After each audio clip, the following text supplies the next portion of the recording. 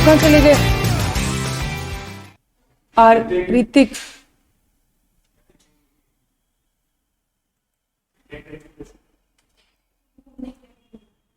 घूमने गए अकेले?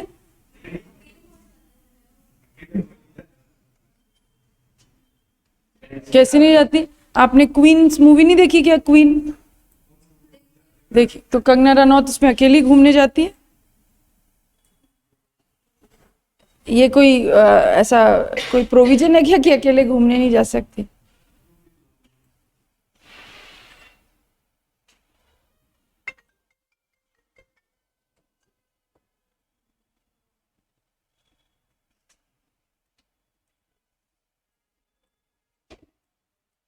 चलिए पढ़ना शुरू करेंगे। और फर्स्ट टॉपिक हम पढ़ रहे थे, और ठीक है, नोट्स अभी आपके पास नहीं है ना? बस अब आप यहाँ से देखिए, आपको आपके ग्रुप पे पीडीएफ मिल जाएगा। टिल द टाइमिंग आपके पास फिजिकल नोट्स नहीं आते, और वो नोट्स कैसे आएंगे वो ज्योति मैम से आप बात करिएगा, ठीक है? This is a types of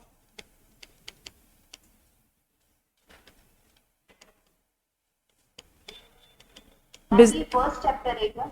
हाँ, ये फर्स्ट टॉपिक है, ठीक है? ये फर्स्ट टॉपिक है। अच्छा, इसके पहले, ये फर्स्ट टॉपिक के पहले एक चीज मैं आपको बता देती हूँ, आप भी नोट कर लें साथ साथ, it would be good.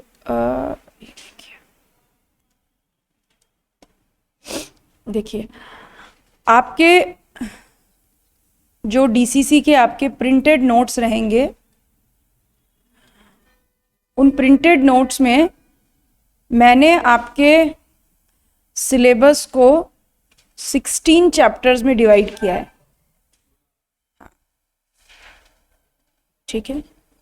DCC के जो प्रिंटेड नोट्स रहेंगे, अरे 16,000 नहीं, 16 हाँ, मैंने 16,000 सुना किसी की। So what? अरे तो चैप्टर का मतलब ऐसे थोड़ी होता है कि कोई ऐसे 100 पेज के चैप्टर है, 2 पेज के, 3 पेज के, 5 पेज।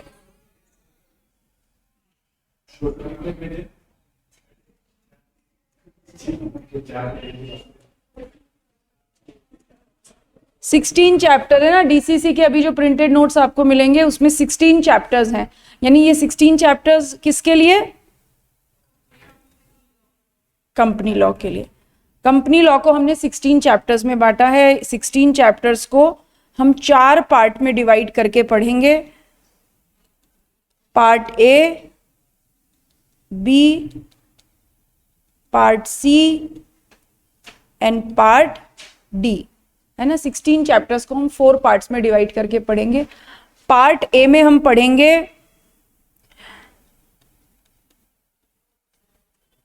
इंट्रोडक्शन, पढ़ेंगे टाइप्स ऑफ कंपनी, उसके बाद कंपनी का formation,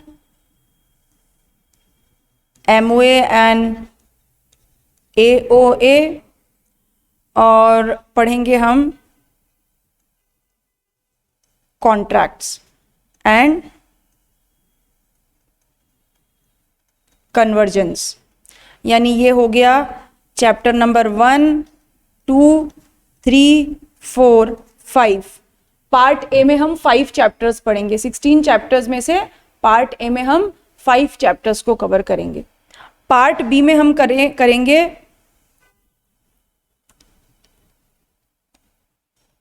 share capital, buyback,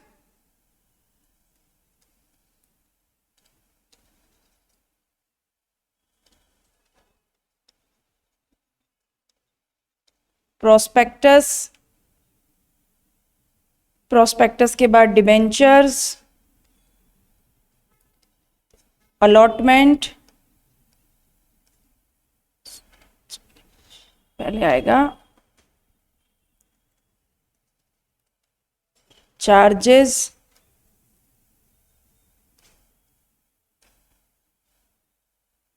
charges charges और चार्जेस के बाद डिपॉजिट्स, यानी ये हो गया आपका chapter number 6, chapter number 7, chapter number 8, 9, 10 and 14। ठीक है, हाँ 14। शांति, जल्दी का काम किसका होता है? शैतान का होता है। ठीक है, पार्ट सी में हम पढ़ेंगे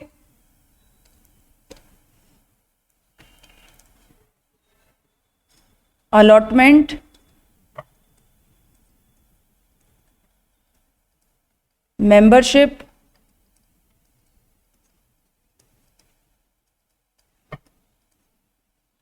transfer and transmission. And part D में हम पढ़ेंगे मीटिंग्स एंड डायरेक्टर्स। ठीक है, so this is a bifurcation of 16 chapters. Part A में 5 चैप्टर, पार्ट बी में 6 चैप्टर्स, पार्ट सी में 3 chapters and then part D में 2 chapters. This is a bifurcation. ठीक है, जो हमारा पढ़ने का सीक्वेंस रहेगा वो क्या रहेगा कि सबसे पहले हम कवर करेंगे पार्ट 1 को। ठीक है, सबसे पहले हम कवर करेंगे पार्ट 1 को हम कवर करेंगे और उसके बाद हम कवर करेंगे पार्ट बी को। पार्ट बी में भी कौन से chapter? Share capital, buyback, prospectus. उसके बाद हम कवर करेंगे पार्ट डी को, और पार्ट डी में ये दोनों चैप्टर्स। यानी अगर हम बात करें तो हमारे पढ़ने का सीक्वेंस क्या रहेगा? पार्ट ए के 5 चैप्टर्स, उसके बाद पार्ट बी के 3 चैप्टर्स और पार्ट डी के 2 चैप्टर्स। ठीक है, पार्ट बी के 2 चैप्टर्स, तो कितने हो गए ये? 5 + 3 + 2, यानी टोटल कितने चैप्टर्स हो गए? 10 चैप्टर्स। यानी इन 16 चैप्टर्स में से हम सबसे पहले सीक्वेंस में इन 10 चैप्टर्स को पढ़ेंगे, क्योंकि इन 10 चैप्टर्स का सबसे ज्यादा वेटेज होता है। अगर कंपनी लॉ का जितना भी कंटेंट आपके एग्जाम में आएगा उसमें से 97-95% तक पेपर इन 16 में से, इन 10 चैप्टर्स में से आ जाता है। तो हमारी सबसे पहले सीक्वेंस क्या रहेगी? ये 10 चैप्टर की सीक्वेंस रहेगी, और इन 10 चैप्टर्स को खत्म करने के बाद फिर हम बाकी के रिमेनिंग चैप्टर्स पढ़ेंगे। तो दिस इज द सीक्वेंस, आप भी ऐसा नोट कर लीजिए। Okay Aryan, okay.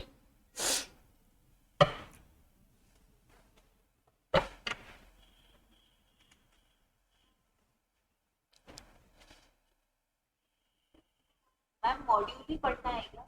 नहीं, मॉड्यूल नहीं पढ़ना है साक्षी। जो प्रिंटेड नोट्स आपको डीसीसी से मिलेंगे वो पढ़ने हैं, और साथ में हम प्रीवियस एग्जाम्स के पेपर्स करेंगे, दैट्स इट। ठीक है, इंस्टीट्यूट का स्टडी मटेरियल आपकी इच्छा है, आप चाहे तो पढ़ें, उसके लिए कोई मनाही नहीं है, वो इंस्टीट्यूट का स्टडी मटेरियल है। बट अगर आप नहीं भी पढ़ेंगे इंस्टीट्यूट का स्टडी मटेरियल तो कोई फर्क नहीं पड़ेगा, क्योंकि सारा कंटेंट नोट्स में कवर है। ठीक है, और किसी को कुछ पूछना है? ये नोट करिए।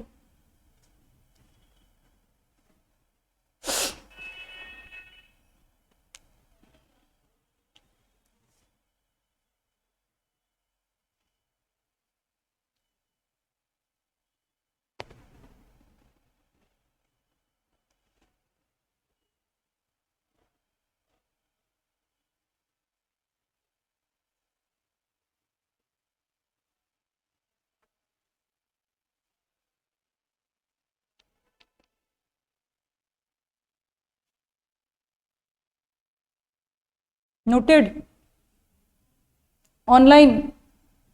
Okay Nitesh, okay Harshit, Aryan note कर लिया, सिद्धार्थ, अदिति, नारायण, नितेश, ओके ठीक है।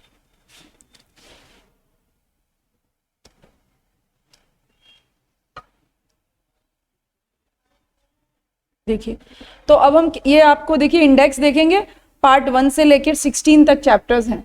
ओके, सबसे पहले हम पढ़ रहे हैं इंट्रोडक्शन। इंट्रोडक्शन आपके पार्ट ए का फर्स्ट चैप्टर है, ठीक है। जब हमने क्लास स्टार्ट की थी उसके बाद हमने टाइप्स ऑफ बिजनेस एंटरप्राइजेस, मैंने आपको बताया था 2 तरीके के बिजनेस एंटरप्राइजेस होते हैं, नोट भी कराया था, नॉन कॉर्पोरेट टाइप ऑफ और कॉर्पोरेट टाइप ऑफ, ठीक है। ये पढ़ाया था कल, मैंने नोट कराया था, corporate type of, non corporate type of. Corporate type of में रजिस्ट्रेशन मैंडेटरी होता है, नॉन कॉर्पोरेट टाइप ऑफ में रजिस्ट्रेशन मैंडेटरी नहीं होता है, आप चाहें तो करवाएं, आप चाहें तो ना करवाएं, ठीक है। उसके बाद ये पहला पॉइंट पढ़िए, रीड करिए सब लोग, अरे खुद ही रीड करना, अपने आप को सुनाना है, ऐसे बड़े बच्चों की जैसे रीड करो।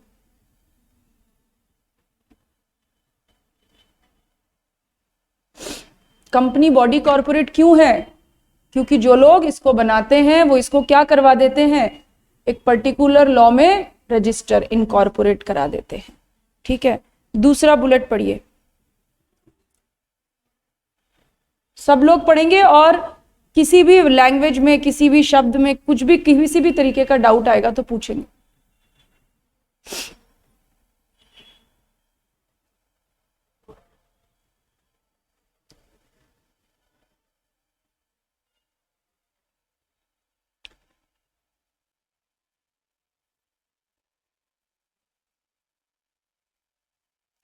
डन। थर्ड बुलेट पढ़िए,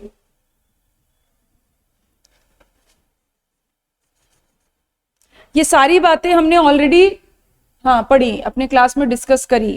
and fourth bullet is definition of company as per companies act, ठीक है। ऑनलाइन जो स्टूडेंट्स हैं उनमें किसी को कोई डाउट है तो बोलिए, बढ़े आगे। चलिए, नाउ जब हम कैरेक्टरिस्टिक्स की बात करते हैं, यानी कंपनी की कैरेक्टरिस्टिक्स में सबसे पहली कैरेक्टरिस्टिक है corporate personality, and this is the first and foremost characteristic, क्योंकि कंपनी सेपरेट लीगल एंटिटी है, कंपनी कॉर्पोरेट पर्सनालिटी है, इसीलिए कंपनी को मैनेज करने के लिए एक अलग एक्ट की जरूरत है। अगर कंपनी भी हमारे आपके जैसे नेचुरल पर्सन होती तो उसके पास भी हमारे आपके जैसा बुद्धिमान वाला दिमाग होता और सब हम अपने आप कर सकते थे, लेकिन कंपनी के पास हमारे आपके जैसा इंटेलिजेंट दिमाग नहीं है, तो कंपनी को रेगुलेट कौन करता है? कंपनीज एक्ट रेगुलेट करता है, ठीक है। तो कॉर्पोरेट पर्सनालिटी का मतलब क्या होता है? कॉर्पोरेट पर्सनालिटी हम कंपनी को इसलिए कहते हैं क्योंकि कंपनी क्या है? एक सेपरेट लीगल पर्सन है एंड आर्टिफिशियल पर्सन है, and it is distinguished from the share holders of company. Company का एग्जिस्टेंस कंपनी के शेयर होल्डर से अलग होता है, ठीक है। शेयर होल्डर का काम कैसे होता है? केवल पैसा कंट्रीब्यूट करना, नेकी कर दरिया में डाला। आपने किसी कंपनी के शेयर खरीदे, अब रोज जाके आप कंपनी के कामकाज में टांग नहीं अड़ा सकते। आपने शेयर खरीद लिए, अब चुपचाप अपने घर बैठो, जब कंपनी डिविडेंड दे तो आप ले लेना, और अगर कंपनी डिविडेंड ना दे और आप कंपनी के शेयर्स बेचना चाहो तो किसी दूसरे व्यक्ति को बेच देना। इससे ज्यादा members day to day activities में कंपनी के कामों में इंटरफेयर नहीं करते हैं। कंपनी एग्जिस्टेंस में कब आती है? हमने पढ़ा था जब हम इसे किसी एक्ट में रजिस्टर करा देते हैं, क्योंकि रजिस्ट्रेशन वाले दिन ही कंपनी का हैप्पी बर्थडे होता है और कंपनी क्या बन जाती है? बॉडी कॉर्पोरेट, या फिर क्या बन जाती है? सेपरेट लीगल एंटिटी, या फिर क्या बन जाती है? कॉर्पोरेट पर्सनैलिटी, या फिर क्या बन जाती है? लीगल पर्सन, ठीक है। कुछ भी कह दीजिए, एक ही बात है, क्योंकि it acquires a legal personality from its own distinct from its member, right. चलिए, इसके बाद देखिए, हमने ये परपेचुअल सक्सेशन वाली बात पढ़ी थी। हमने पढ़ा था कि कंपनी कभी नहीं मरती, क्योंकि कंपनी का जब नेचुरल बर्थ नहीं होता तो कंपनी की नेचुरल डेथ भी नहीं होती। बस होता क्या है? लॉ के द्वारा कंपनी का वाइंडिंग अप हो सकता है। जिस कानून ने कंपनी को जन्म दिया उस कानून के द्वारा कंपनी का वाइंडिंग अप हो सकता है। ये पढ़ा था हमने, इसमें कोई डाउट? इसके बाद एक और बात, ज्यादा से ज्यादा कंपनी में क्या होता है, कंपनी मतलब मेंबर आ सकते हैं, मेंबर जा सकते हैं, लेकिन कंपनी की लाइफ को इस बात से कोई फर्क नहीं पड़ता। जो कल हमने क्लास में समझा था वो चीज आपके प्रिंटेड नोट्स में भी आपके लिए लिखी हुई है, ठीक है।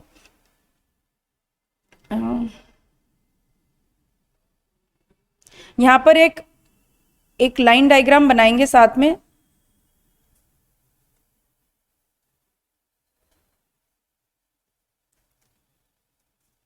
लाइफ ऑफ कंपनी में and as per winding up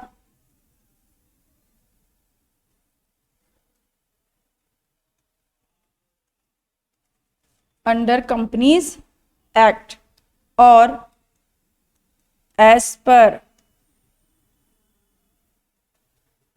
occurring of an event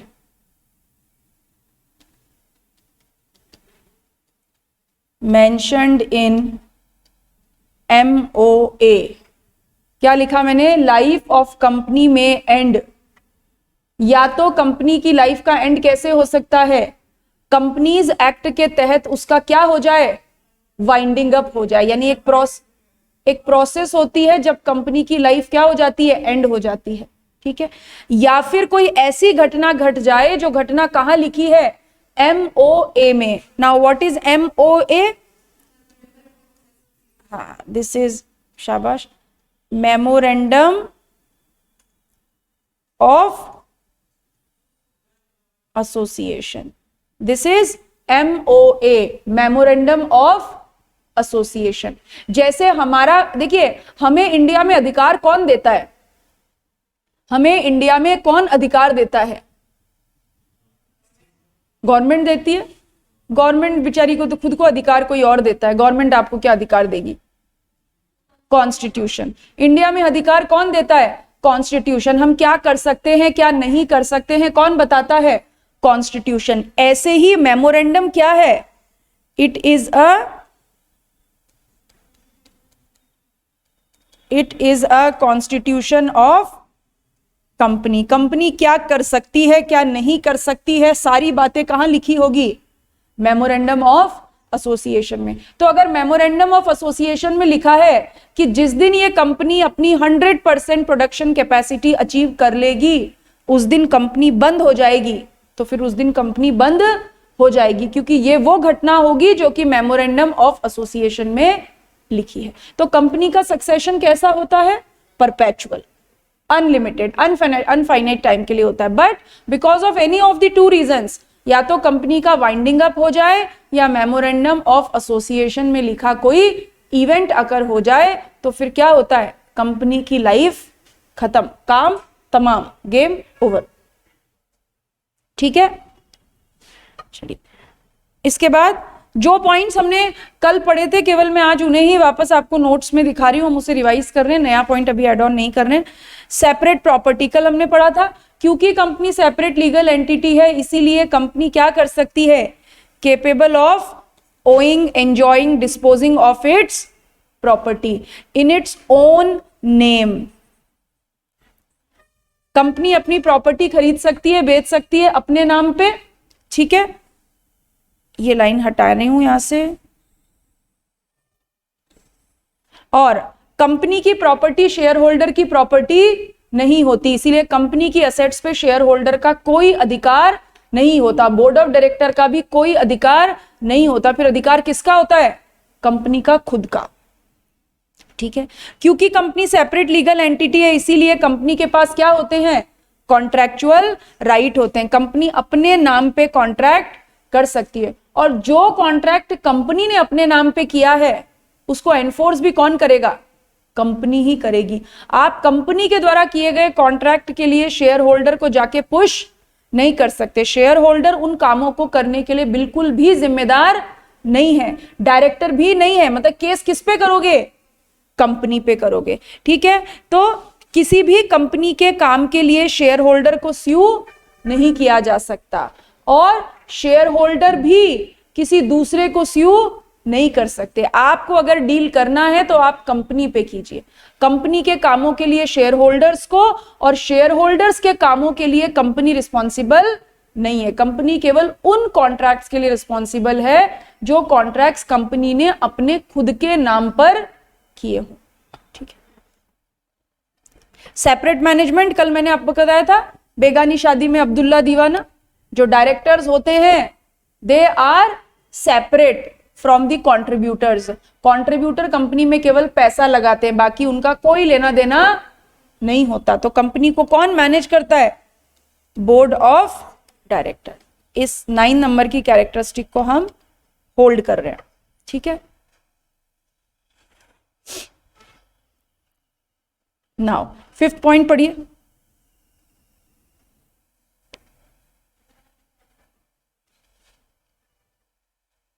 पढ़ लिया? ठीक है। देखिए अभी मैंने आपको क्या बोला, कंपनी की मेंबरशिप, क्या हुआ रक्षा, ऐसा सैड सैड मुंह क्यों बना रखा है? सब ठीक है? ओके। कंपनी का सक्सेशन परपेचुअल सक्सेशन होता है, यानी कंपनी की लाइफ अनलिमिटेड टाइम के लिए चलती है। मेंबर आ सकते हैं, मेंबर जा सकते हैं, कंपनी की एग्जिस्टेंस को कोई फर्क नहीं पड़ता, क्योंकि कंपनी की मेंबरशिप पता है कैसी होती है? जैसे मंदिर के सामने पड़े हुए जूते, मंदिर के सामने पड़े हुए जूते की क्या खास बात होती है? कोई भी ले जाता है क्योंकि वो सबके पाँव में फिट हो जाते हैं। अब आपने जूता पहन रखा है, हमें क्या पता आप खुद के हैं या मंदिर से चुरा के लाए हो? नहीं पता लग सकता ना। ठीक है, जैसे रक्षा के शूज बहुत अच्छे हैं, हमें क्या पता कि खुद के हैं या कल मंदिर से लेके आई है? किसी को नहीं पता लगता ना, क्योंकि जो जूते आपने पहने हैं वो क्या माने जाते हैं? आपके ही हैं। तो कंपनी की मेंबरशिप भी ऐसी ही है। जिस व्यक्ति के पास कंपनी की मेंबरशिप है वही कंपनी का मेंबर। और मेंबरशिप कैसी है? एक व्यक्ति अपनी मेंबरशिप किसी दूसरे व्यक्ति को ट्रांसफर कर सकता है। तो कंपनी की मेंबरशिप कैसी होती है? ट्रांसफरेबल होती है। Now what is the meaning of member? एक लाइन लिख लीजिए, shareholder whose name is entered in register of member, registrar of member, registrar word नहीं लिखा है, क्या लिखा है? Register of member. ये रजिस्टर ऑफ मेंबर क्या है? It is a statutory record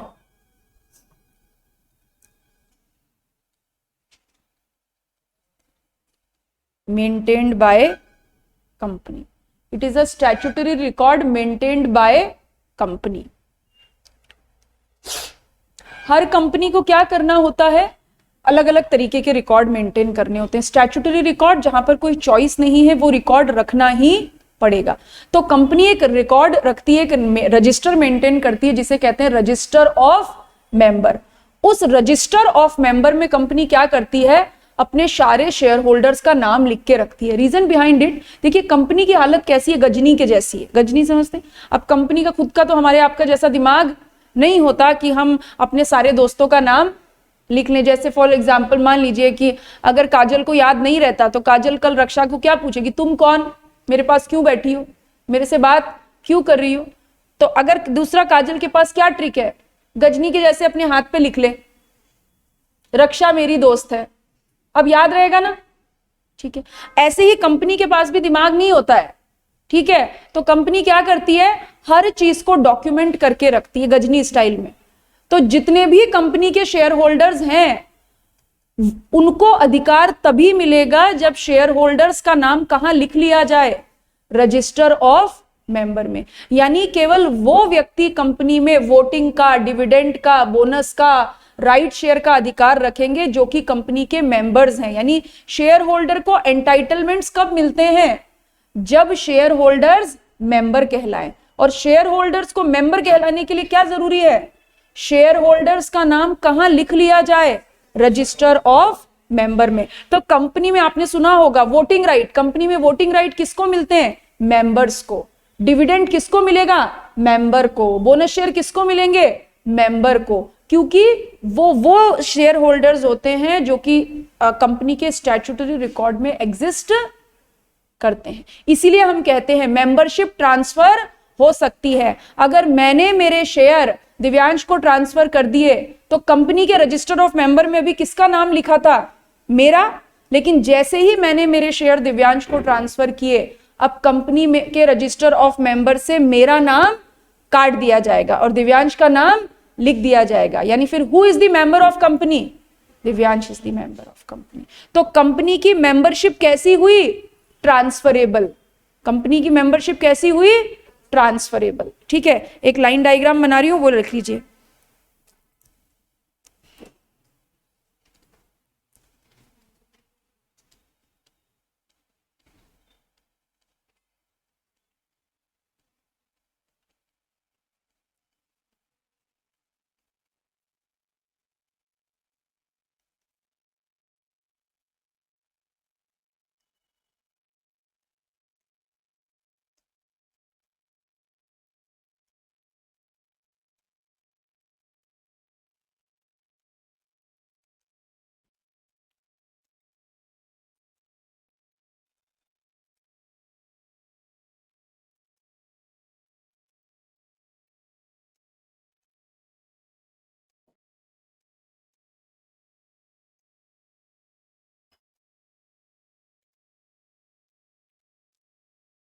एक बार आप मेरी बात सुन लीजिए, फिर बाद में नोट करिएगा, बिकॉज मेरी तबीयत ठीक नहीं तो I have to leave the class. ठीक है, मैं बता देती हूँ, फिर आप नोट कर लीजिएगा।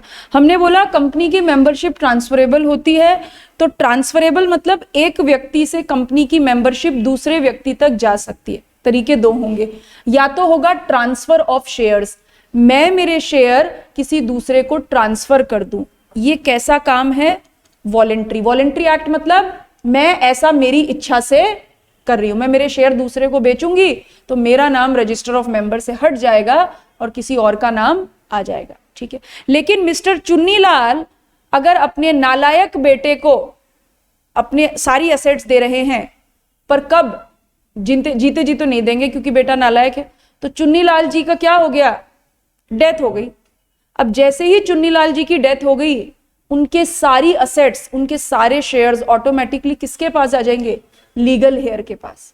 ठीक है, अब चुन्नीलाल जी तो गए, वो थोड़ी कहने आ रहे हैं बेटे को दे दो, लेकिन इंडिया का कानून क्या कहता है?